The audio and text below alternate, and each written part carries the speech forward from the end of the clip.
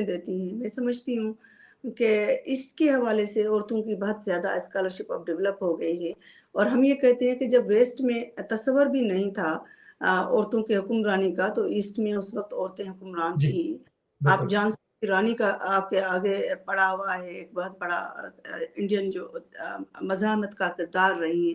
آپ ہمارے eastern culture کے اندر جو مذہبی، کیونکہ ہم جیسے مسلمان ہونے سے پہلے تو ہندو تھے، تو جو ہماری مذہبی ساری کی ساری فگرس ہیں وہ ساری عورتیں تھیں. وہ کالی ماتا ہو، وہ سیتا ہو، وہ جو بھی گاڈسز تھی، وہ ساری کی ساری جی عورتیں تھیں. اور اس کے بعد بھی اگر ہمارے صوفی فگر بھی دیکھ لیں تو میرا بھائی بھی آپ کی عورت ہی تھی.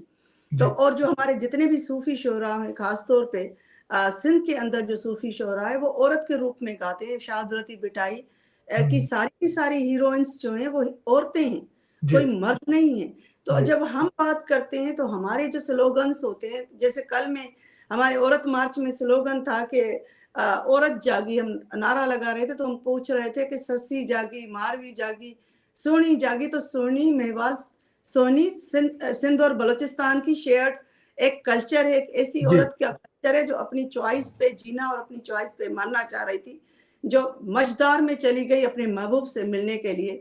اگر عورت اس کی مثال لے کے آ جاتی ہے تو یہ ہمارے ایسٹرن کلچر اتنا رچ ہے اور اتنا جی پاورفل ہے میں کہ یہی میں کہہ رہا ہوں. سمجھتی ہوں کہ ہمیں کسی اور کلچر کی طرف دیکھنے کی ضرورت ہی نہیں ہے. اگر ہم اپنا جدوجہد کریں تو ہم اپنے آتے ہیں مائی جندو کو لے کے آتے ہیں. مائی جندو آپ کو پتا ہے کہ ایک عورت نے جی جی جو بڑا احتجاج، تو ہماری ہیروئن جب ہم کھڑے ہو جاتے ہیں تو ہم ماروی کی بات کرتے ہیں، ہم جندو کی بات کرتے ہیں، ہم روزا لیزمبرگ کی بات نہیں کرتے. جی تو میں سمجھتی ہوں کہ ہم اپنی زمین سے جڑے ہوئے ہیں.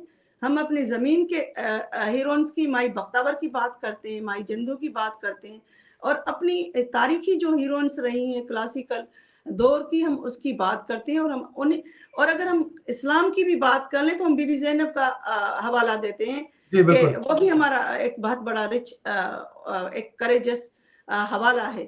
تو یہ قطعی نہیں ہے کہ ہم ویسٹ کی ایگزامپل ہے. ہم الیگزینڈر کولنتائی کی بات ضرور کرتے ہیں، روزا لیگزمبرگ کی بات ضرور کرتے ہیں، لیکن ہم جب اپنی دھرتی کی عورت سے مخاطب ہوتے ہیں تو اپنی دھرتی کے حوالے ہی لے کے آتے ہیں اور یہی بتاتے ہیں اس سماج کو کہ یہ وہ سماج ہے جس میں سونی، ہماری جو سونی تھی وہ ہیروئن ہے جس کو آپ کے سارے کلاسیکل شعراء نے گایا ہے، اور وہ اپنے شوہر کو چھوڑ کے اپنے محبوب سے ملنے جاتی تھی، اور اس کی چوائس کو سمجھا گیا کہ یہ اس کا فنڈامنٹل رائٹ ہے اور یہی اس کی ڈگنیٹی بن گئی. ہیر رانجھا میں آپ ہیر کو گاتے ہیں، رانجھا سے تو زیادہ نہیں ہوتا. وارث شاہ کی ہیر کا درد ہم سیلیبریٹ جی کرتے ہیں، ہیر کی کریج کو سیلیبریٹ کرتے ہیں. رانجھا کے تو نہیں ہم بات کرتے، رانجھا تو ایک پیسو کردار ہے.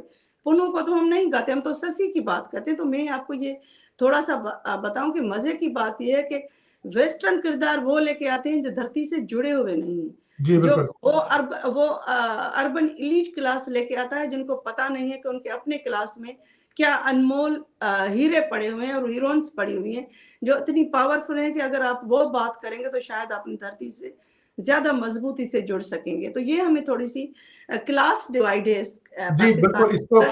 ایک ایلیٹ کلاس کی وومنس موومنٹ ہے اور ایک کسان کی جی موومنٹ ہے، ہاری کی وومنس موومنٹ ہے.